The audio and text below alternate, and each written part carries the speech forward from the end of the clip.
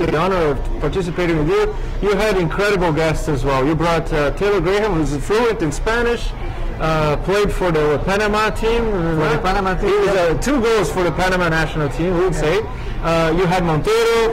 You had even Montero's dad, Montero Sr., which was an incredible interview. It's also a different day, and normally you bring the player, you know, but we forget who actually created the player, who made the player to have the freedom to play soccer.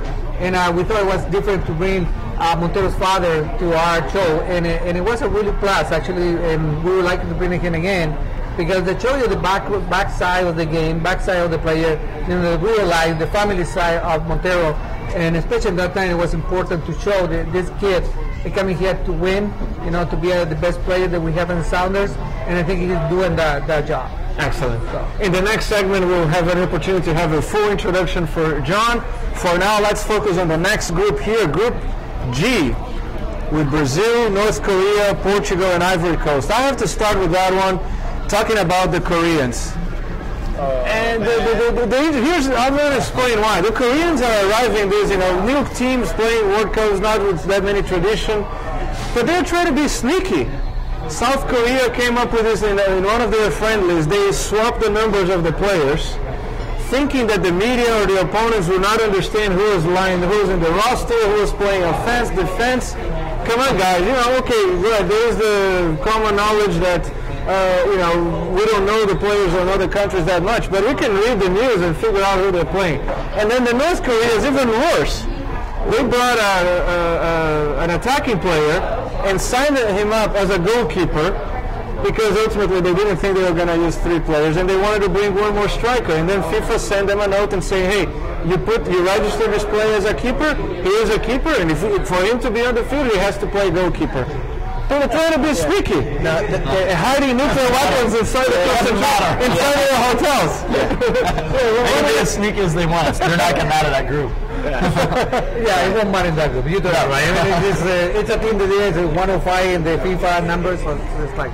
So I'm a little biased here to talk about this group. I'm really thinking where it's going to fit a 6-star for Brazil. So I'm not going to talk. Let's sneak in this. That's my last comment of this group. Like in 1982, they were just celebrating and then they lost. That's right. Well, 94, 70.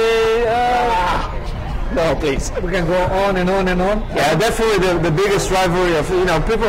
If I had an Argentinian here, I would have more rights even to tease them. The Argentinians think that our Brazilian biggest rivalry is Argentina. It's not. It's Italy. Yeah. Argentina still has at least 24 years to even tie us. Italy can tie us this year. Yeah. All right. And don't forget that that is the 18 times World Cup. And Italy and Brazil together is 9 times champions. So half of the titles is between Brazil and Italy. But tell us about the groups, and looking at these recent friendlies, Brazil 3-0 against Zimbabwe, Ivory Coast playing against Japan with a severe injury. Actually, the Japanese player is actually Brazilian, so I wonder if they were playing Brazilian instead of Japanese. What do you think about all these groups? Portugal being 3-1 Cameroon. I don't want to spend too much time in this group, and I want the other guys to talk about that. That's how much he cares about Brazil. No. Brazil I think is the best team. That is my idea, and I'm sorry that very sorry that Drogba cannot make the World Cup. I hope. I think he will. We'll see. It's a very bad injury though. Let's pass the ball to John here. I'm curious to hear his opinion about this group. Yeah, before the Drogba injury, I was thinking Ivory Coast. Now I've had to rethink my pick out of this. I think certainly Brazil is going to emerge at the top. I think they're almost turning into the Germans, right? Very mechanical on defense. You probably hate to hear that, but very very strong, and I think they get through this group pretty easily. I think I'll have to go as my second pick Portugal now with the Drogba injury. That just really sets Ivory Coast back. So and North Korea, as I said, even with all their trickery, they're not going to get. They're not going to win a game. They are closing the interviews and the practices as if they are. I think they're hiding nuclear weapons because the team is horrible. Yeah. So what are they hiding there? Maybe that's their strategy to win. There we go. What's your pick? Who are the two to qualify in this group? I'm going to pick Brazil and Ivory Coast despite the Drogba injury. Just holding out hope. In that order? Yes, Brazil and then Ivory Coast following them up.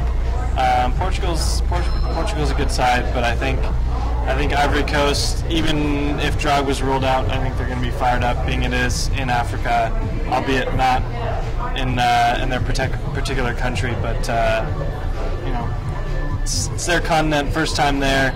I think they push through. Now we saved the best for last. We're going to talk about Chile in the next segment. So for now, let's take a quick break. And once again, you can still keep sending questions to info.everfootballshow.com. You'll have the chat box, Twitters, Facebook. We use everything around technology, which is actually a topic for our next segment as well. We'll be back in a second.